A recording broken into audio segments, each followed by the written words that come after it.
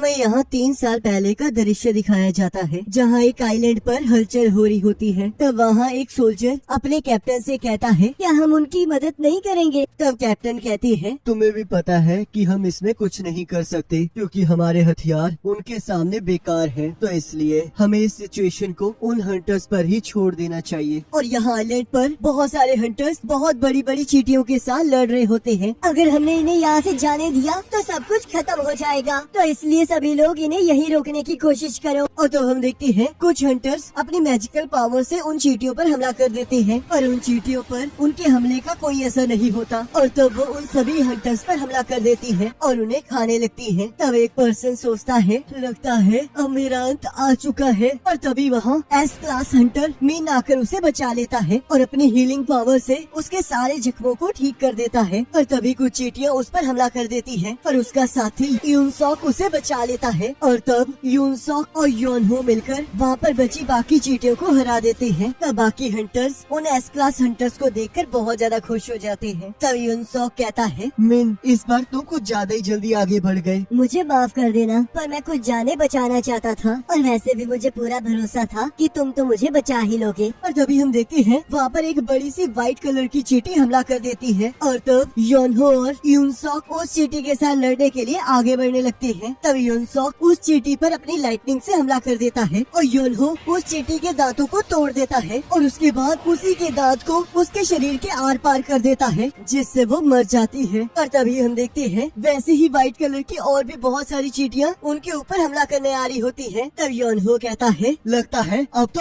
और भी ज्यादा मजा आने वाला है। और तब वो और यूनसॉक मिलकर उन चींटियों पर भी हमला कर देते हैं। तब यहाँ एक एस क्लास हंटर उनकी लड़ाई को दूर से देखते हुए कहता है, लगता है वो लोग टाइम से वहाँ तक पहुँच गए थे, तो अब हमें इन्हें संभालना होगा। और यहाँ उसके साथ और भी बहुत सारे हंटर्स होते हैं। तब चोए अपनी आँख से रेड कलर की चींटियों को मार देता है और व्हाइट कलर की चींटियों को कुछ नहीं होता। और तब वो बाकी हंटर्स को व्हाइट कलर की चींटियों पर हमला करने के लिए कहता है। तब हमें 10 साल से भी पुरानी बात बताई जाती है, जिसके अकॉर्डिंग एक दिन अचानक से इस दुनिया में एक पोर्टल खुला, जो कि इस दुनिया को अलग अलग डायमेंशन से लिंक करता है और उसके अंदर बहुत सारे मॉन्स्टर्स रहते हैं। पर उन्हें मारने के लिए इंसानों के नॉर्मल हथियार किसी काम के नहीं थे। और तब उनके साथ लड़ने के लिए कुछ इंसान आए जिनके पास कुछ स्पेशल एबिलिटीज आ गई थी और तब से उन्हें हंटर्स कहा जाने लगा। ये हंटर्स अपनी पावर्स के अकॉर्डिंग अलग अलग रैंक में डिवाइड किए जाते हैं, जिसमें से सबसे टॉप पर है एस रैंक, उसके बाद ए, बी, सी, डी और सबसे लास्ट में ई रैंक। और जब एक हंटर की पावर अवेकन हो जाती है तो वो चाहे जितनी मर्जी कोशिश कर ले, पर वो अपनी एबिलिटी को आगे अपग्रेड नहीं कर सकता। तब हमें प्रेजेंट में एक शहर दिखाया जाता है, जहाँ एक कंस्ट्रक्शन बिल्डिंग में हम एक पोर्टल खुला हुआ देखते हैं। तब यहाँ किम अपने अगले मिशन के लिए डंजन में जाने के लिए तैयार खड़ा होता है और तभी उसका दोस्त पार्क भी वहाँ आ जाता है। तब किम कहता है, आखिरकार तुम यहाँ क्या कर रहे हो? मुझे तो लगा था कि तुमने हंटर के तौर पर काम करना बंद कर दिया है। मेरी वाइफ फिर से प्रेग्नेंट हो गई है। तो इसका मतलब तुम इस मिशन से पैसे कमाना चाहते हो। पर तुम चिंता मत करो, अगर ये मिशन सक्सेसफुल रहा तो हमें बहुत सारे पैसे मिलने वाले हैं। मुझे तो बस चिंता इस बात की हो रही है कि मैं तुम्हारे साथ उन चीजों के साथ लड़ भी पाऊंगा। और तब वहाँ हमारा मेन कैरेक्टर संग आ जाता है और सभी लोग उसे देखकर बहुत खुश हो जाते हैं। आखिरकार ये क्या हो रहा है? क्या ये सबसे ज्यादा स्ट्रॉन्ग है जिस वजह से सभी लोग इसे देखकर खुश हो रहे हैं? ना ना, जैसा तुम सोच रहे हो इससे बिल्कुल उल्टा है। ये तुम्हारे हंटर की जॉब को छोड़ने के बाद आया है और ये मैनकाइंड का सबसे कमजोर हंटर है। ये तो ई रैंक की डंजन में भी जख्मी होकर हॉस्पिटलाइज हो गया था। क्या ये सच में इतना ज्यादा कमजोर है? हाँ बिल्कुल, और अगर ये यहाँ पर है तो इसका मतलब ये मिशन बहुत आसान होने वाला है, तो इसलिए जोर जोर से बातें करना बंद करो, कहीं वो सुन ना ले। तब संग सोचता है, मैंने पहले ही सबको सुन लिया है, पर जो भी वो कह रहा है वो बिल्कुल सच है। तब जूही उससे मिलने वहाँ जाती है और कहती है, आखिरकार तुम्हारे फेस को क्या हुआ है? कुछ नहीं, ये तो बस अब तो हर बार की कहानी हो चुकी है। मैंने सुना था कि तुम हॉस्पिटल में एडमिट थे। वो एक ई रैंक डंजन था और मैं उसमें बहुत ज्यादा जख्मी हो गया था। और क्या उनके पास कोई हीलर नहीं था? बाकी सभी लोग बहुत हाई रैंक हंटर्स थे, तो उन्हें हीलर की कोई जरूरत नहीं थी। और वैसे भी इसमें मेरी गलती है क्योंकि मैं उनसे बहुत ज्यादा वीक हूँ और तुम्हें भी इस बात का एहसास तो हो ही गया होगा। तो चलो, लगता है जाने का वक्त हो चुका है। तब यहाँ सॉन्ग कहता है, अगर किसी को कोई प्रॉब्लम ना हो तो मैं इस मिशन का कैप्टन बनना चाहूँगा। और तब हम देखते हैं किसी को इससे कोई प्रॉब्लम नहीं होती है क्योंकि सॉन्ग एक हाई रैंक हंटर होता है। और तब सभी लोग एक एक करके के उस पोर्टल के अंदर जाने लगते हैं। संग हमारे पीछे ही रहना और ध्यान रखना कि कहीं तुम्हें चोट न लग जाए। तब संग अपने नाइफ को देखकर सोचता है, ये एक छोटी नाइफ है जिसके अंदर बहुत कम पावर है, पर मैं अपनी इनकम से बस इसे ही खरीद सकता हूँ। और कहता है, तो चलो फिर आज कुछ कमाल कर दिखाएं। तब यहाँ एक पर्सन प्रेसिडेंट गो से गवर्नमेंट के साथ हुई मीटिंग के बारे में पूछता है। तब प्रेसिडेंट गो कहते हैं, वो हमेशा से बस एक ही चीज कहते आ रहे हैं कि हमें इस डंजन को ब्रेक होने नहीं देना है और साथ में जो भी चीजें इन डंजन से मिलती हैं, उन चीजों को उन्हें सप्लाई करते रहना है। तो गाइस, डंजन ब्रेक ऐसी चीज है जिसके अकॉर्डिंग अगर 7 दिन के अंदर अंदर जो डंजन अपीयर हुआ है उसे क्लियर ना किया जाए तो उस डंजन के जितने भी मॉन्स्टर्स हैं वो बाहर आ जाएंगे और दुनिया को तबाह कर देंगे। तो प्रेसिडेंट गो कहते हैं, गवर्नमेंट जो कह रही है उसमें कोई गलत बात भी नहीं है, क्योंकि हम सभी लोग भी उन्हीं डंजन से मिली हुई चीजों को बेचकर जी रहे हैं। और जब हम उन मैजिकल मॉन्स्टर्स को काटते हैं तब उनके अंदर से एक क्रिस्टल निकलता है जिसे हम मैजिक जेम्स कहते हैं और हम इन्हें ही बेचकर अपना पेट पालते हैं। और तब यहाँ हम देखते हैं संग एक मॉन्स्टर को मारकर उससे क्रिस्टल निकाल लेता है और उसे लेकर बहुत खुश हो रहा होता है। और तभी एक मॉन्स्टर उस पर अटैक कर देता है जिससे उसके चाकू पर क्रैक आ जाता है। तब संग उस मॉन्स्टर के हमले से बचते हुए जैसे उस पर हमला करता है, हम देखते हैं उसका वो चाकू टूट जाता है और वो मॉन्स्टर अपनी तलवार को संग के पेट में डाल देता है। और तभी पाक आकर उसे बचा लेता है और जूही को संग को हील करने के लिए कहता है। और जब हम देखते हैं बाकी सभी लोग उन मॉन्स्टर्स का बहुत बहादुरी से सामना कर रहे होते हैं। तब यहाँ प्रेसिडेंट गो कहते हैं, जो मैजिक जेम्स हम हाई रैंक्ड मैजिक बीस्ट से हासिल करते हैं उन्हें हम पावरफुल वेपन्स में कन्वर्ट कर लेते हैं ताकि हम ताकतवर मैजिकल बीस्ट्स को हरा सकें। और इसके साथ साथ हमें वहाँ पर माना क्रिस्टल्स भी मिलते हैं और उन्हें भी हम वेपन्स के तौर पर यूज कर सकते हैं, पर वो मैजिक जेम्स जितने ताकतवर नहीं होते। पर यहाँ गवर्नमेंट उन्हें एक न्यू तरह की एनर्जी के तौर पर यूज करना चाहती है। ये चीजें न्यूक्लियर पावर जितनी खतरनाक नहीं है और हाइड्रो, विंड और जियोथर्मल पावर से ज्यादा एफिशिएंट है और इससे थर्मल पावर से भी कम एयर पोल्यूशन होता है। तो इसलिए जिस वजह से ये एक आइडियल ग्रीन एनर्जी है। गवर्नमेंट मोना क्रिस्टल्स और मैजिक जेम्स को यूज करके इलेक्ट्रिसिटी को जनरेट करने के तरीकों को ढूंढ रही है और ये सारी चीजें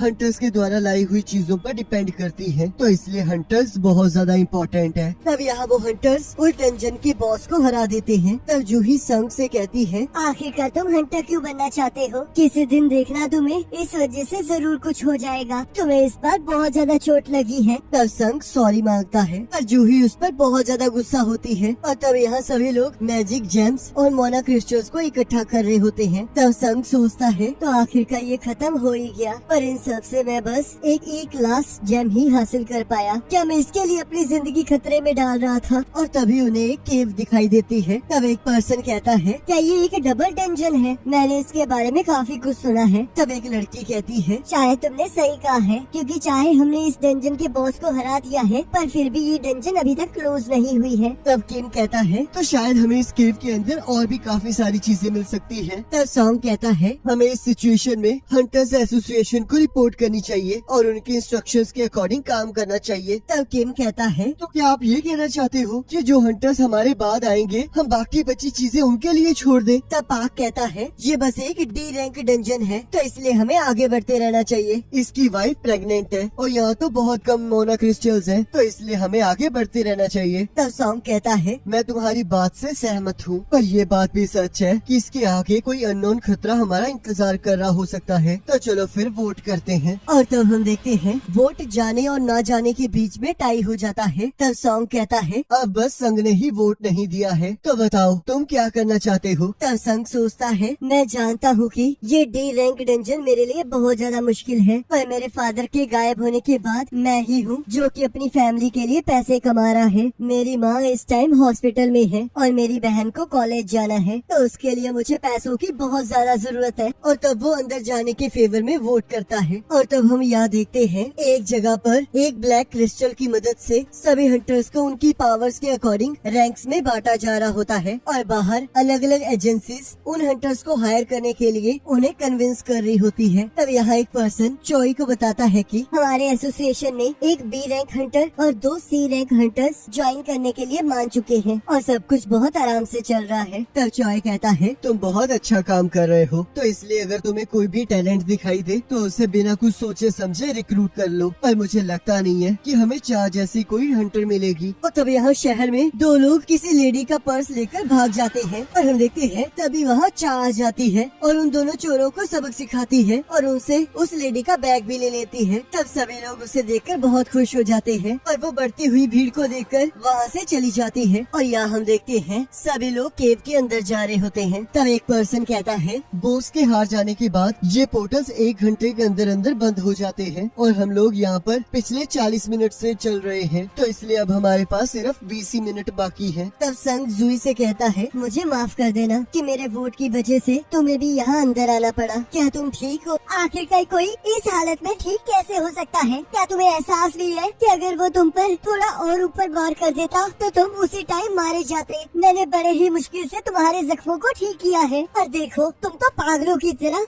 यहाँ अंदर ही घुसते आ रहे हो। क्या तुम्हारा दिमाग खराब है? तब संग उससे माफी मांगते हुए सोचता है, ये सिर्फ इस बी रैंक हीलर जूही की ही बदौलत है कि मैं अब तक जिंदा हूँ। तब जूही कहती है, अगर तुम सच में मुझसे माफी मांगना चाहते हो तो तुम्हें अगली बार मुझे खाना खिलाना होगा। जिसे सुनकर संग हैरान हो जाता है। तब जूही कहती है, ऐसे मुंह क्यों बना रहे हो? क्या तुम्हें मेरे साथ खाना खाना अच्छा नहीं लगता? ऐसी कोई बात नहीं है। और तब उन लोगों को वहाँ बॉस का रूम मिल जाता है। तब किम कहता है, इतने बड़े दरवाजे को देखना तो बहुत रेयर बात है, तो चलो अंदर चले क्योंकि अब हम बिना कुछ हासिल किए वापस नहीं जा सकते। तो चलो फिर सभी लोग इकट्ठा अंदर जाएं और इकट्ठे बाहर आएं। तो मैं सही कह रहा हूँ ना कैप्टन? और तब सॉन्ग हाँ कहता है। तब यहाँ हंटर एसोसिएशन के प्रेसिडेंट गो कहते हैं, आप सभी का यहाँ स्वागत है। आप में से कुछ लोग फ्यूचर में हंटर्स बनेंगे और कुछ लोगों को ऐसे ही वापस जाना पड़ेगा। ये पोर्टल्स इस दुनिया में 10 साल से भी पहले से एग्जिस्ट कर रहे हैं और ऐसी बहुत सारी मिस्ट्रीज हैं जो हमें अभी तक डंजन्स के बारे में पता नहीं है। एक हंटर बनना अपनी लाइफ को जोखिम में डालने वाला काम है। चाहे आपने बहुत सारे मिशंस किए हों, पर फिर भी आपको सावधान रहना चाहिए क्योंकि अगर आपको जिंदा रहना है तो आपको अपने आसपास की चीजों का ध्यान रखना होगा। और यहाँ वो सभी लोग उस दरवाजे को खोल लेते हैं और तभी उनके एंटर करते ही सभी मशाले जलने लग जाती हैं। तब एक पर्सन कहता है, इस तरह के डंजन में तो हम पहली बार आए हैं और आखिरकार यहाँ पर ये किस तरह की स्टैचूज हैं? ये तो बहुत ज्यादा पुराने लग रहे हैं और इनमें से कुछ के पास तो म्यूजिकल इंस्ट्रूमेंट्स हैं। तब संग कहता है, यहाँ पर जो से ये वाला स्टैचू है ये तो सबसे बड़ा है। तब एक पर्सन कहता है, क्या यहाँ पर कोई मैजिकल बीस्ट नहीं है? यहाँ पर सब कुछ बहुत शांत लग रहा है। तब सॉन्ग को एक मैजिकल सर्कल दिखाई देता है और यहाँ कुछ लोग उसे पुरानी भाषाओं को पढ़ने के लिए वहाँ बुलाते हैं। तब सॉन्ग उस लैंग्वेज को पढ़ते हुए कहता है, the commandments of the Katenon temple. पहला रूल है ईश्वर की पूजा करना, दूसरा ईश्वर की तारीफ करना, तीसरा ईश्वर पर विश्वास रखना और जो लोग इन बातों को नहीं मानेंगे वो इस जगह से जिंदा बाहर नहीं जा पाएंगे। तब जूही संग से कहती है,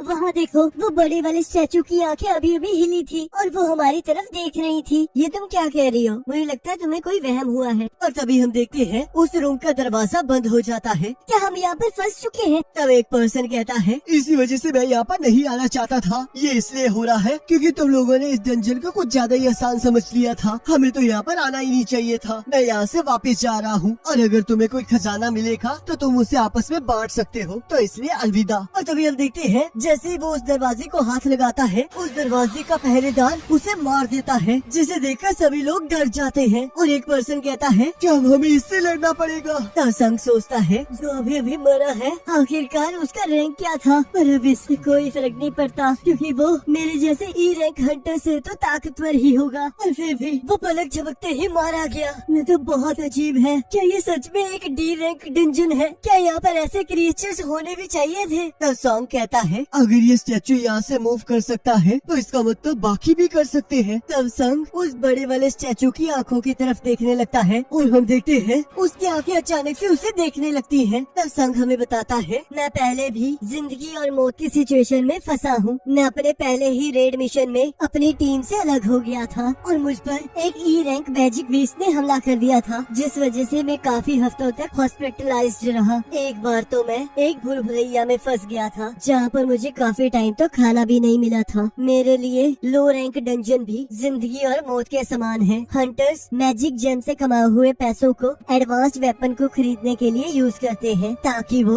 और भी ज्यादा स्ट्रॉन्ग मैजिक बीस्ट को हरा सके और हायर रिवॉर्ड्स इकट्ठा कर सके। पर मेरे पास सिर्फ एक सस्ता सा छोटा सा चाकू है और अगर ये भी तबाह हो जाएगा तो मुझे मैजिक बीस्ट से खाली हाथ लड़ना पड़ेगा और मुझे फिर भी किसी भी कीमत पर इन डेंजरस डंजन्स में आना ही पड़ेगा, क्योंकि मुझे जीने के लिए पैसों की जरूरत है और क्योंकि मेरे लिए हर डंजन बहुत ज्यादा खतरनाक है, तो इसलिए मैं उन सभी में उनकी कमजोरियां ढूंढता हूँ और उन्हें बहुत ध्यान से ऑब्जर्व करता हूँ। और तभी यहाँ वो सभी को झुकने के लिए कहता है और हम देखते हैं उस स्टैचू की आंखों से आग निकलने लगती है, जो कि एक आदमी को जलाकर राख कर देती है। और सभी लोग ये देखकर डर जाते हैं और उन्हें कुछ समझ नहीं आ रहा होता। तब संग डर के मारे सोचता है, आखिरकार ये क्या हो रहा है? हम लोग यहाँ पर कैद हो चुके हैं और यहाँ से बाहर जाने का भी कोई रास्ता नहीं है, तो क्या इसका मतलब मैं यहाँ मरने वाला हूँ? गाइस लास्ट तक आते आते तो सच में गूज बम्प्स ही आ गए। पहले तो मुझे लग रहा था कि यार कितना बोरिंग एपिसोड चल रहा है, पर लास्ट तक आते आते चीजें काफी ज्यादा इंटरेस्टिंग हो गई हैं। और अब तो मैं ये सोच रहा हूँ कि आखिरकार ये किस तरह का डंजन है, तो ये देखना काफी ज्यादा इंटरेस्टिंग हो जाएगा कि आखिरकार कौन कौन जिंदा यहाँ से वापस आ पाएगा। और डंजन का नाम सुन के मुझे ना ब्लैक क्लोवर ही याद आ गई। तो गाइस मुझे कमेंट करके जरूर बताना कि आपको ये वाला एपिसोड कैसा लगा है। बाकी नेक्स्ट एपिसोड का लिंक आपकी स्क्रीन पर आ रहा होगा, आज पर क्लिक करके अगले एपिसोड को देख सकते हो।